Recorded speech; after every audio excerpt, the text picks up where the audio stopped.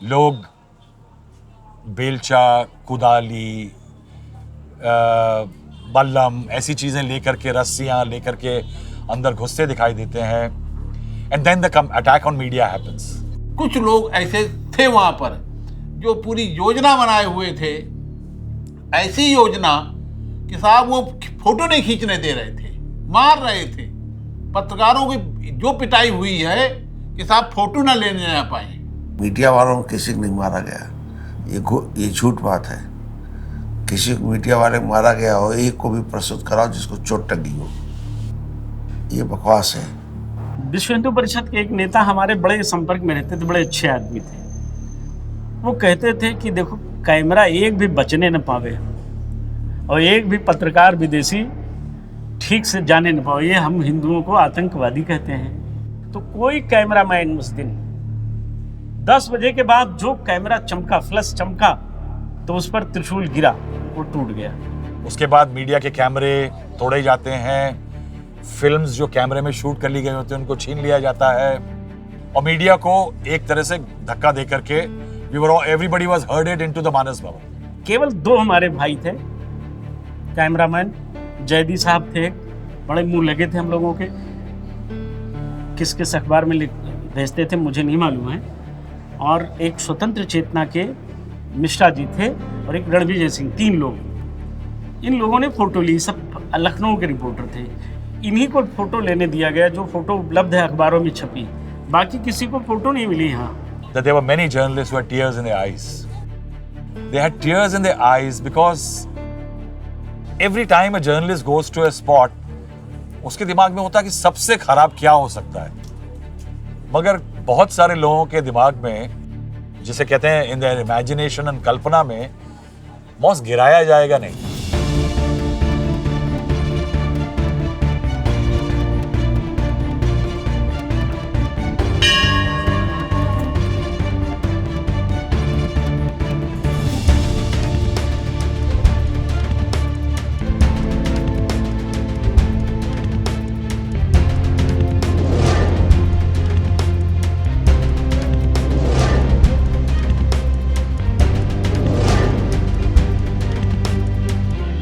एक गुम्बद गिरा तो 2 गुम्बद गिरा, वो मट चल रही है फोर्स, वहाँ से डिग्री कॉलेज के बाद रोकी गई, टायर जलाए गए, होते 4 बजे तक पूरा ढांचा में जितने मंदिर थे, राम चबूतरा मंदिर वगैरह, सुमित्रा भवन वाला, लक्ष्मण शेषा अवतार, सब गिरा दिया गया।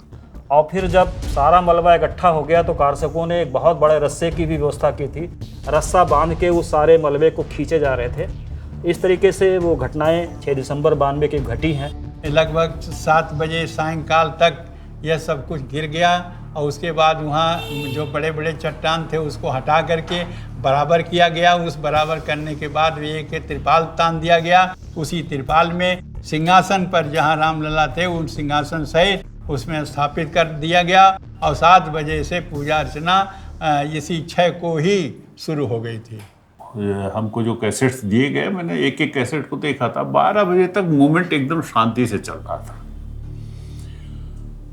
12 बजे के बाद जब अटैक हुआ है तो आइसोलेशन कॉर्डन से जो सेंट्रल पैरामिलिट्री फोर्सेस थी उसका भी पता नहीं लगा।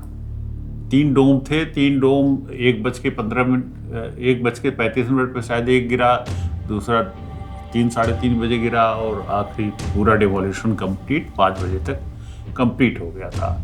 और 6 बजे के बाद और डिमोलिशन के बाद वहाँ कुछ बचा भी नहीं था। लोग जो डिमोलिशन के बाद थे, जो टुकड़े थे, उनको वो प्रसाद समझ के उठा के भाग गए। कर ये वो लोग थे जिन्हें लगता है कि साहब ये जो है, और बार बार कार सेवा करके बालू डलवा करके उसको रगड़ा के कहते हो गई कार सेवा, तो कहते थे ये करने नहीं आए, बालू लाइए, पानी गिराइए। वो जो ड्रामेबाजी सदियों से चल रही थी, परंपरागत ड्रामा चल रहा था, इसी का विरोध था, यही नाराजगी कारण था। केंद्र में कांग्रेस की सरकार, तो यहाँ बीजेपी की सरकार, तो केंद्र ने वहाँ फोर्स भेज दिया। हम लोगों ने फोर्स को मैदान में कर दिया कि जाओ, तुम्हारा इन काम नहीं, तब तक आराम करो, जब जरूरत पड़ी तो बुला लेंगे। तो उसकी ज़रूरत ही नहीं पड़ी। जरूरत जब पड़ी, जब ढांचा गिर गया, तो हम लोगों ने कहा कि यार अच्छा ठीक करना जरा। कई हजार टन का मलबा गिरता है, मॉस्क का डोम्स गिरते हैं 3-3, वो नहीं तोड़े जा सकते थे ऐसे। वो अचानक गायब कैसे हो सकते हैं? So who did that? Because right after the mosque was demolished, mister Kalyan Singh had resigned. ढांचा गिरने के बाद वहीं पर तत्काल उसी जो मिट्टी होती है, मिट्टी में ही पानी डाल के उसका गारा बना देते हैं। गारा जिससे ईंट जोड़ी जाती है उसे गारा कहते हैं। उसी ईंट से एक अस्थायी मंदिर निर्माण कर दिया। जब स्थापित कर दिया, वो मूर्तियां जो चली गई थी, वो मूर्ति जब बना लिया, वो मूर्ति स्थापित कर दिया जाकर वहां पर। तब अब बीजेपी नेतृत्व समझ चुका था, उत्तर प्रदेश के मुख्यमंत्री समझ चुके थे कि गिर चुका है, तो उन्होंने सोचा जब गिर चुका है तो अब पूरी तरह से इसका वो हो जाए। कल्याण सिंह जी इसी का इंतजार ही कर रहे थे कि वहाँ पर कुछ बन जाए तो फिर इस्तीफा दें जाके, वरना वहाँ गोली चला सकते हैं। Firing has to be ordered by the district magistrate. He is the cutting edge. On the ground, district magistrate has the powers to stop a mob, violent mob has the powers. But it is said that the DM at that time called up the chief minister. And Kalyan Singh later in an interview very clearly said that yes, the DM had trunk-called me. And he wanted that permission to open fire. But I told him no. This is what Kalyan Singh has admitted on record. कि on that day firing was not possible. ये गलत बात उड़ाई गई कि कल्याण सिंह ने मुख्यमंत्री थे इसीलिए पुलिस चुप हो गई, शांत हो गई, वहाँ पुलिस ने करा दिया, ऐसा कुछ नहीं। हाँ, ये है कि अगर वहाँ पे गोली चलाते तो बहुत बड़ा नरसंहार तो होता ही होता पहला राउंड में, लेकिन दूसरे राउंड में कोई पुलिस वाला बचता नहीं, क्योंकि 5 लाख आदमियों में कितने राउंड फायर कर लेंगे। गोली चल जाते, इतने बड़े आंदोलन को लेकर के अगर 10-20 लोग मारे भी जाते तब भी कोई गम की बात नहीं थी। ये काम करने के लिए भगवान ने भेजा था, वो कार्य मैंने किया। मुझे लगता है कि मेरी वो जिम्मेदारी थी, मेरा नैतिक धर्म था, मैंने किया। और जीर्ण शीर्ण था ढांचा, इतने लोग खड़े होकर के सांस ले लिया तो ढांचा गिर गया, उसमें हम लोगों का दोष है। आडवाणी जी इसलिए दुखी थे, आडवाणी जी वहाँ गए थे और वहाँ पर और किसी का नाम नहीं आ रहा था, आडवाणी का नाम आ रहा था कि आडवाणी के कारण ये हुआ है। आडवाणी जी वहाँ षड्यंत्र करके गए थे। आडवाणी ने लाख कोशिश की कि लोग उतर आए, लेकिन वहाँ आडवाणी की बात का कोई मूल्य नहीं बचा। और उस आडवाणी की बात का जो अयोध्या के नायक बताए जाते हैं, पार्टी के नेताओं ने ही उत्साह का प्रदर्शन किया, जश्न का माहौल बनाया। और यही नहीं, उमा भारती जी डॉक्टर जोशी के पीछे गर्दन में लटक गई कि ही साहब ये हुआ ठीक।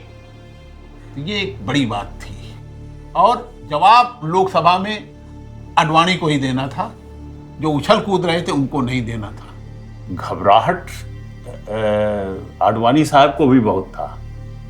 मैं पहुंच गया था रात में यहाँ पर वीवीआईपी गेस्ट हाउस में, तो वीवीआईपी गेस्ट हाउस में जब रात में आए आडवाणी साहब वहाँ से अयोध्या से, तो ही वॉज मतलब ऑलमोस्ट वो घबराहट उनके चेहरे पे नज़र आ रही थी कि साहब ये क्या हो गया।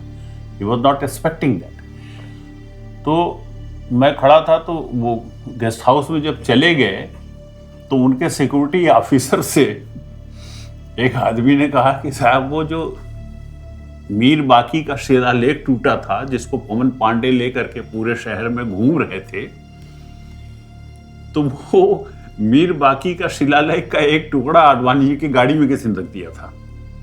तो उनके सिक्योरिटी अफसर से कहा, वो सिक्योरिटी अफसर को ऐसा लगा जैसे बम लग गया हो। उसने तुरंत गाड़ी में से निकलवाया, उसको ले जाके गोमती नदी में फेंकवाया। आडवाणी के दुख के कई कारण थे। एक तो उनकी सबसे भारी भरकम नेता, उनकी उपस्थिति में इतना बड़ा कांड हो गया, ये इतिहास में लिखा जाएगा, आने वाले 10 सदियों तक पढ़ाया जाएगा। नरसिंह राव देश के प्रधानमंत्री थे, उन्होंने कहा था हम लाठी गोली नहीं चलाएंगे, अगर ढांचा गिरता है तो हमसे मतलब नहीं रहेगा। मेरा कहना था कि बार बार मत बुलाओ भाई, एक बार अब और बुला लो, इससे ज़्यादा ज़रूरत नहीं है। The government has the power to invoke and deploy president's rule. Central government को भी पता था कि डिमोलिशन हो जाएगा। ये बात मैंने पीवी नरसिम्हा राव साहब से लिब्रान कमीशन में पूछा था कि अगर आपको पता था कि डिमोलिशन हो जाएगा तो आपने प्रेसिडेंट्स रूल लगा करके उसको बचाया क्यों नहीं। तो नरसिम्हा राव साहब ने बड़ी लंबी रिप्लाई दी थी, अच्छी रिप्लाई दी थी, मुझे टेक्निकली ही वाज राइट। उन्होंने कहा कि भाई हमारे कॉन्स्टिट्यूशन में प्रोविजन नहीं है कि हम एप्रीहेंशन के बेसिस पे किसी स्टेट गवर्नमेंट को डिसॉल्व कर दें, तो हमने नहीं किया था। क्योंकि उस समय नरसिम्हा राव जी की सरकार थी और प्रदेश में कल्याण सिंह जी की सरकार थी, तो कहीं न कहीं से सारे सरकारों में एक हमको दिख रहा था कि जैसे कि सभी राम भक्त हो गए हों। तो सब तरफ से एक लहर थी, राम लहर थी, इसलिए राम लहर में वो ढांचा गिर गया। इस समय आप जाकर के वहाँ दर्शन करिए तो बिल्कुल पाक साफ है, कहीं कुछ है नहीं भगवान रामलला के अलावा। अब मस्जिद के नाम की बात खत्म हो गई, वो महाजिद्द थी, उन लोगों की महाजिद्द थी, तो महाजिद्द को हटा दिया। मुसलमान तो इस बात को मानते थे कि मंदिर है, क्योंकि अंदर कलश बने हुए थे, सब कुछ बना हुआ था। एक बार एक ड्राइवर आया था सहारनपुर का, उसने कहा सर मुझे एक बार अंदर जाने दीजिए, मैं केवल देखना चाहता हूँ क्या है ये। तो हमने कहा जाओ, लेकिन वहाँ कुछ बोलना नहीं, अगर बोलोगे तो तुम्हारी जिम्मेदारी। कहने नहीं नहीं सर बोलेंगे नहीं। वो अंदर गए, पूरा घूम के आए, उन्होंने कहा साहब ये मंदिर है, दुर्गा कलश बना हुआ है, किसी मस्जिद में नहीं होता।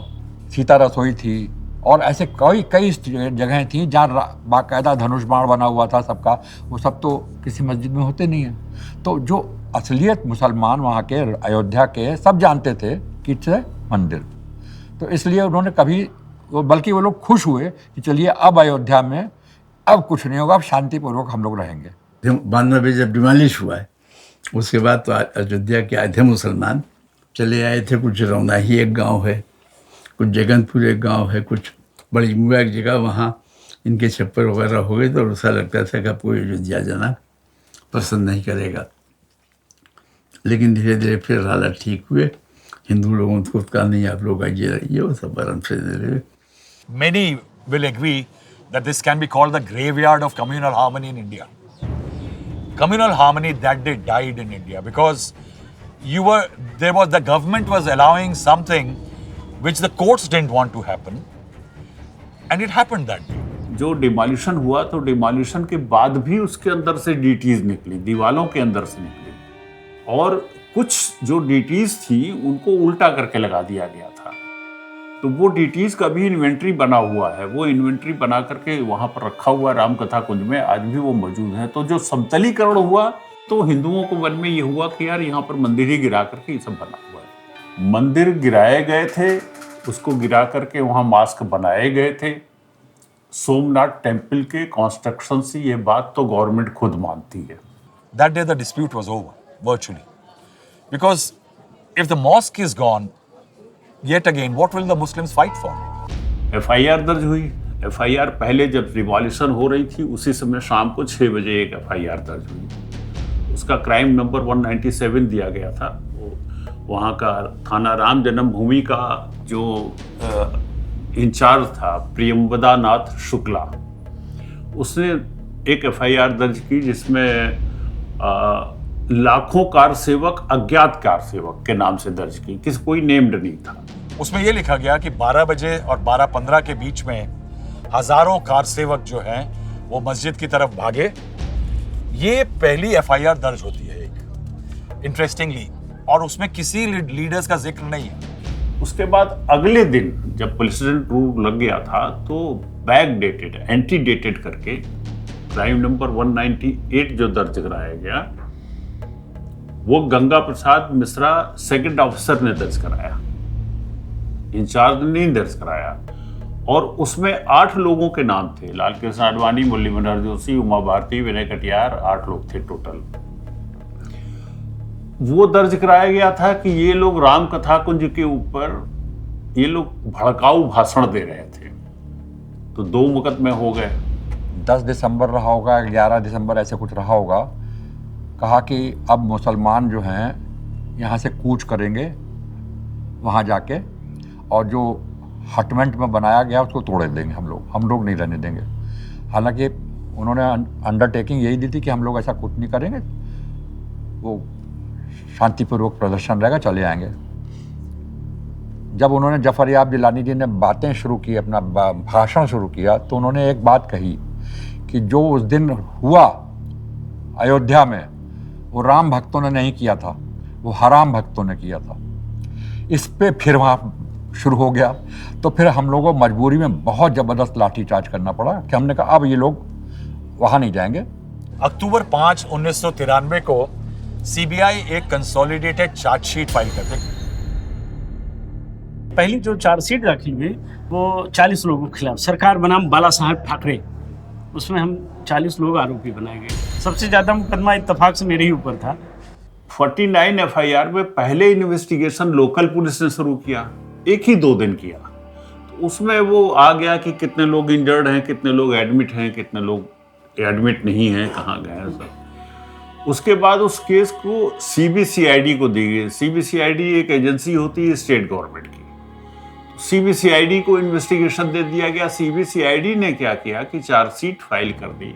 ये बड़ा कॉम्प्लिकेटेड इशू था। चार्जशीट फाइल कर दी, क्राइम नंबर 198, जिसमें आडवाणी जी थे। बहरहाल उसके बाद जब ये सब घटना हो गई, सब हो गया, तो हम लोगों ने श्री अडवाणी को, जोशी जी को, विनय कटियार जी को, सबको पकड़ के जेल भेज दिया राष्ट्रीय सुरक्षा कानून में। इन सब में जेल जाना पड़ा। जब ये हुआ तो हमें को जेल भेज दिया अकेले। उनको लगा यही सब करता धरता है, इसको भेजो, तो जेल भेज दिया। इलाहाबाद नैनी जेल में चले गए, NSA के अंतर्गत बंद हो गए। तो हम तो प्रसन्न हो गए, जेल बंद कर दिया। अब आडवाणी साहब अरेस्ट हो गए। इन लोगों ने सोचा हमने तो बहुत अच्छा काम किया, आडवाणी साहब को अरेस्ट कर लिया। आडवाणी साहब ने कहा कि हम बेल ही नहीं कराएंगे, हम जेल में रहेंगे, तुम मेरा ट्रायल करो। फिर वो मेरे ख्याल से 10 या 12 दिन थे आडवाणी साहब जेल में। फिर क्या हुआ कि गवर्नमेंट ने कहा कि हम इनकी रिमांड नहीं लेंगे। रिमांड का मतलब आप समझिए इस तरह से कि थोड़ा सा लीगल टर्म है कि जब कोई एक्यूज्ड अरेस्ट होता है तो मजिस्ट्रेट को 15-15 दिन के बाद उनको इन्फॉर्म करना चाहता है कि हम इन्वेस्टिगेशन में ये कर रहे हैं, मुझको अभी रिमांड दीजिए। तो रिमांड मतलब अभी इनको जेल में रहने दीजिए। तो गवर्नमेंट ने कहा कि हम रिमांड नहीं लेंगे। जब रिमांड नहीं लेंगे तो मजिस्ट्रेट के पास ऑप्शन नहीं था, उसने फिर कहा जाइए आप अपने घर जाइए। तो आडवाणी साहब ने पूरी ट्रायल में कभी भी उन्होंने बेल बॉन्ड नहीं भरा। चार्जशीट फाइल होती है 11 जनवरी 1996 को सप्लीमेंट्री, जिसमें 9 बड़े लोगों के और लोगों को शामिल किया जाता है। तो टोटल जो एक्यूज्ड होते हैं बिकम्स 49। और इस घटनाक्रम की जांच के लिए एक लिब्राहन आयोग बनाया गया। जस्टिस लिब्राहन ने जांच शुरू की। तो लिब्राहन कमीशन के जांच का जो दायरा बनाया था वो उन्होंने दायरा बड़ा लिमिटेड कर दिया था। लिमिटेड ये कर दिया था कि facts and circumstances relating to the demolition of the disputed structure and the persons involve in it and the role played by the state government and its officials and the politicians. तो मैंने लिब्राहन साहब के सामने ये argue किया था कि facts and circumstances, आपने सेंट्रल गवर्नमेंट को तो पूरा का पूरा बचा लिया। सेंट्रल गवर्नमेंट के खिलाफ तो कोई इंक्वायरी नहीं हुई। इंक्वायरी का आपने दायरा सीमित कर दिया कि स्टेट गवर्नमेंट, उसके ऑफिसर्स, उसके पॉलिटिशियंस, उसके। तो मैंने कहा जो facts and circumstances relating to demolition में आप सेंट्रल गवर्नमेंट भी आता है, लेकिन उन्होंने उस चीज़ को माना नहीं, कहा नहीं हम इसी को इंक्वायर करेंगे कि सेंट्रल रूल है यहाँ पे, देयर इज नो गवर्नमेंट। और उस टाइम पे ये सरकार, जो ये केस है अननोन कार सेवक्स का, ये दे दिया जाता है सीबीआई को। लेकिन 197, लेकिन 198 जो बड़े नेताओं के खिलाफ है, LK Advani and Murli Manohar Joshi, Uma Bharti, Sadhvi Ritambara, Vinay Katiyar, that is given to CBCID of Uttar Pradesh. it is only in August on the 27th, 1993 that this case is handed over to the CBI, which means how many? 8 months later. Why was the case given to CBI 8 months later, and why was it with the CBCID for so long time? When it was visible that these leaders were the leaders, conspiracy or not.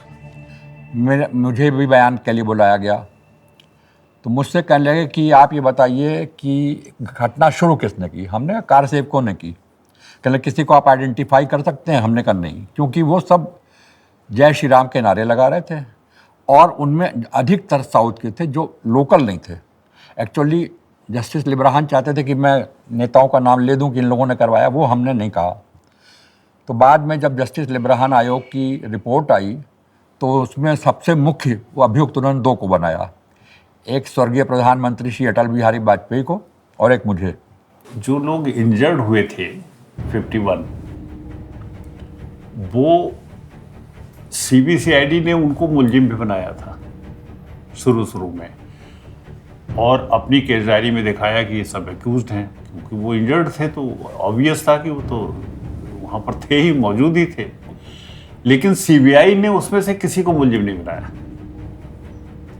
तो ये show करता है कि CBI किस तरह से biased investigation कर रही थी, लोगों को, पर्टिकुलर ग्रुप ऑफ पर्सन्स को फंसाने की कोशिश कर रही थी।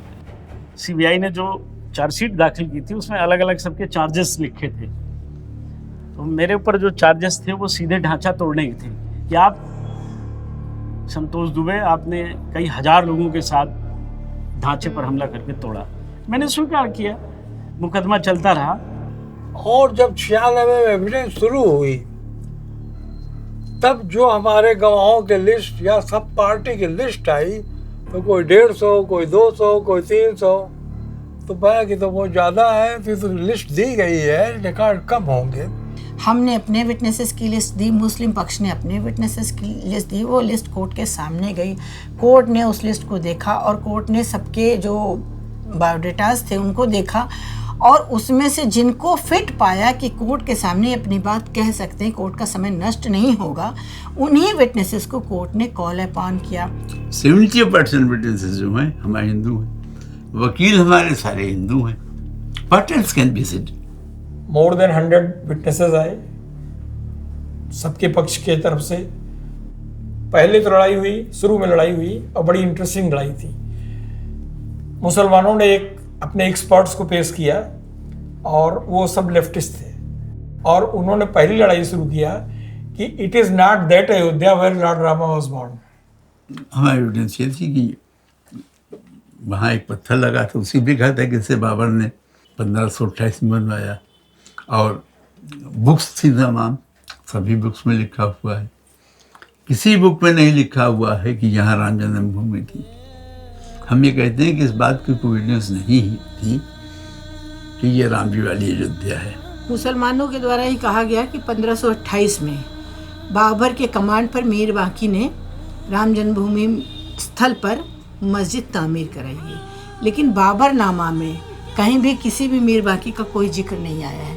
बाबर की एक ग्रैंड डॉटर थी गुलबदन बेगम, उसने भी कहीं भी ना तो मस्जिद के बनाए जाने का जिक्र किया है, न किसी मीर बाकी का जिक्र किया है। और जहाँ तक जिक्र आता है, 3 मीर बाकियों का जिक्र आता है, एक मीर बाकी, एक मीर खान बाकी, एक मीर बाकी इस्फहानी। तीनों अलग अलग जगह से रहते थे। बाबर काबुल का था, काबुल का कोई भी नहीं था, इसलिए ये नतीजा पाया गया कि मीर बाकी वॉज ए फिक्टिशियस कैरेक्टर। उसके बाद फिर हम लोगों ने ओरल एविडेंस शुरू किया। हमारी ओर से कम लोग आए, उधर से ज़्यादा आए, लेकिन उनकी तरफ से there was no iota of evidence in document. Truck भर के एविडेंस था जो कि ट्रांसपोर्ट होता था और उसको पढ़ने की कोशिश होती थी। There were hundreds of clippings and photos and Intelligence Bureau की फुटेज थी, वो सब ट्रांसपोर्ट होती थी। हजारों पेज का एविडेंस था, पढ़ना पड़ा, केस लॉ पढ़ना पड़ा। मैंने अपनी बाकी वकालत छोड़ दी, मैंने संसद से छुट्टी ले ली, पढ़ता था महीनों, फिर जाके बहस किया। शॉर्ट समय था, बाकी हमारे मित्र मेरे साथ थे। तो बहुत बड़ा सौभाग्य था मेरा कि मुझे राम के वकील के रूप में सेवा करने का सौभाग्य मिला, हिंदुओं के वकील के रूप में सेवा करने का सौभाग्य मिला। श्री राम जन्मभूमि केस में एविडेंसेस के तौर पे हमने गजेट्स, गजेटियर्स, रिलीजियस बुक्स और रेयरेस्ट ऑफ रेयर बुक्स, विदेशी यात्रियों की जो यात्रा वृत्तांत हैं, उन सबको हमने एज एन एविडेंस कोर्ट के सामने प्रोड्यूस किया। अनेकों धर्म ग्रंथों में जो प्रमाण है, उस प्रमाण के अनुसार उससे हम नहीं हट सकते हैं। जननी जन्मभूमिश्च स्वर्गादपि गरीयसी। जननी और जन्मभूमि दो नहीं हो सकती, वो एक ही जगह जहाँ पर रामलला जी जन्म लिए, प्रकट हुए, वहाँ उनकी जन्मस्थली रहे। इस पर हम लोगों ने मोहर सदैव लगाया। एक वरिष्ठ अधिवक्ता थे वेद प्रकाश जी, तो वो शुरू से 1989 से इस मुकदमे में थे। तो जब ब्लैक एंड वाइट एल्बम बनी थी, तो उस एल्बम को बनाते समय जो राम जन्मभूमि परिसर है, जहाँ पर ताले लगे रहे और मूर्तियाँ विराजमान थी, वहाँ पर उन्हें वाराह भगवान की मूर्ति एक दिखाई पड़ी। भगवान विष्णु के जो अवतार हैं, 24 अवतारों में से एक अवतार वाराह अवतार भी है। ये आती है यूँ घटना, भगवान श्री राम लंका विजय के उपरांत जब वहाँ से चले, तो विभीषण जी ने पूरी की पूरी सोने की लंका भगवान श्री राम को सौंप दी। तो भगवान श्री राम ने उसको सहर्ष स्वीकार कर लिया, और स्वीकार करने के बाद पुनः विभीषण जी को लंका वापस कर दी और कहा कि आपने अपना राज्य मुझे दिया, आपकी बात को ऑनर करते हुए मैंने आपकी बात को स्वीकार किया, परंतु मैं ये राज्य नहीं ले सकता। लक्ष्मण जी से कहा, वाल्मीकि रामायण में प्रसंग आया है कि आप स्वर्णमयी लंका में न रोचते लक्ष्मण। हे लक्ष्मण, लंका यद्यपि सोने की है, लेकिन मुझे नहीं रुचिकर लगती, क्योंकि जननी जन्मभूमिश्च स्वर्गादपि गरीयसी। जननी और जन्मभूमि स्वर्ग से भी अधिक सुंदर है। जो ये बात उन्होंने कही, तो विभीषण जी के मन में ये बात आई कि भगवान को मुझे कोई ना कोई चीज़ गिफ्ट में देनी है, कोई उपहार तो देना है, लेकिन भगवान के योग्य मेरे पास कोई उपहार नहीं। लंका जी तो इन्होंने वापस कर दी हमारी। कुबेर जी ने एक सोने की मूर्ति वाराह भगवान की थी, वो रावण की लंका को गिफ्ट करी थी, और वही मूर्ति भगवान श्री राम को विभीषण जी ने उपहार स्वरूप भेंट की। और ये कहा जाता है कि जो वाराह भगवान की मूर्ति वहाँ से थी, वो वही मूर्ति वहाँ पर स्थापित की गई थी। हम लोग कंप्रोमाइज इसलिए नहीं कर सकते थे कि इट वाज बर्थ प्लेस कहीं अलग नहीं हो सकता, शिफ्ट भी नहीं हो सकता। मस्जिद तो कहीं भी शिफ्ट हो सकती है। मुसलमानों को ये समझना चाहिए, क्योंकि ये जो ना इंडिया में Yemen they are a minority community, और ये जगह जितने भी है फॉर हिंदूज़ के लिए ये रिप्लेस नहीं कर सकते हैं। और मुसलमानों को ये कोई जगह से जितना जो ना ये मुसलमानों के लिए ये सिर्फ एक मस्जिद है, और ये उनके लिए उतना इम्पोर्टेंट नहीं है जितना हिंदूज़ के लिए ये इम्पोर्टेंट है। और मुसलमानों के लिए ये प्रॉफिट मोहम्मद सल्लल्लाहु अलैहि वसल्लम से कोई मतलब नहीं है। अगर होता तो मैं भी उनके साथ खड़े हो जाता, या कोई औलिया, जैसे अजमेर शरीफ के जो औलिया ख्वाजा मोइनुद्दीन चिश्ती है या निज़ामुद्दीन औलिया, इसी तरीके कोई लीडर्स से एसोसिएटेड होता ये दोनों जगह, मैं भी उनके साथ खड़े हो जाता। वाल्मीकि रामायण में भी प्रोद्यमानी जगन्नाथम सर्वलोके नमस्कृतम कौशल्याजनेद रामम दिव्य लक्षण संयुतम, ये वही स्थान है। रामचरितमानस में भी ये आया है। तो हम लोगों ने जो टेक्स्ट लगाए, रिलीजियस टेक्स्ट लगाए, उन्हीं से सारी बातें ये प्रूव हुई कि ये स्थान ही राम जन्मभूमि है। तो जब ट्रायल चलता था तो जज साहब के सामने बहुत सारे जो एक्यूज थे, तो वो खड़े हो गए, कहते साहब ये बताइए कितनी सज़ा होगी।